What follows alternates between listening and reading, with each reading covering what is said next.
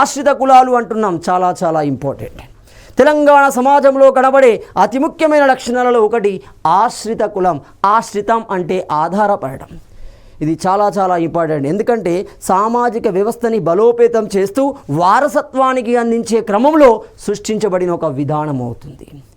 ఇప్పటి భావజాలంలో అది తప్పుగా కనబడ్డప్పటికీ ఆనాటి భావజాలానికి, ఆనాటి సమాజానికి అది సరి అయినదిగానే భావించవచ్చు. అంటే దాన్ని అనుసరించే విధానం తప్పు, కానీ దాన్ని ప్రవేశపెట్టిన విధానం కరెక్ట్.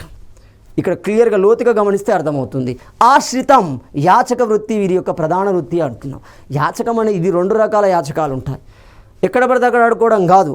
నిర్దిష్టంగా ఒక వర్గం మీద ఆధారపడుతుంది, అంతే తప్ప ఇంకో వర్గాన్ని ముట్టుకోదు. తద్వారా ఏమవుతుంది, ఆ వర్గం యొక్క చరిత్ర భవిష్యత్ తరాలకు అందించబడుతుంది. క్లియర్గా గమనించండి. వివిధ వర్గాల వద్ద భిక్షమెత్తుకోవడం జరిగింది. అందులో కొన్ని వర్గాలు గమనిస్తే విప్ర వినోదులు అంటున్నాం. ఎక్కడ వీళ్ళు బ్రాహ్మణుల వద్ద యాచకాన్ని కలిగి ఉండడం జరుగుతుంది. ప్రతి సంవత్సరంలో నిర్దిష్ట సమయంలో వాళ్ళు బ్రాహ్మణుల దగ్గరికి వచ్చి బ్రాహ్మణుల యొక్క చరిత్ర, సంస్కృతి, వారసత్వాలని ప్రజానికానికి కథల ద్వారా, డ్రామాల ద్వారా వివిధ రకాల రూపాలలో వాళ్ళు తెలియజేస్తారు. విప్ర వినోదులు అంటున్నాం.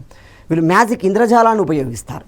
అదేవిధంగా ఒగ్గు కళాకారులు గొల్ల, కురుమ, యాదవ వంటి వర్గాల వద్ద యాచక వృత్తిని లేదా ఆశ్రిత వృత్తిని కలిగి ఉండడం జరుగుతుంది. సాధనాసూరులు అంటున్నాం. సాధనాసూరులు అనేవారు ఏ వర్గం మీద, ఏ ప్రధాన వర్గం మీద ఆధారపడుతున్నారు? పద్మశాలి వర్గం మీద ఆధారపడడం జరుగుతుంది.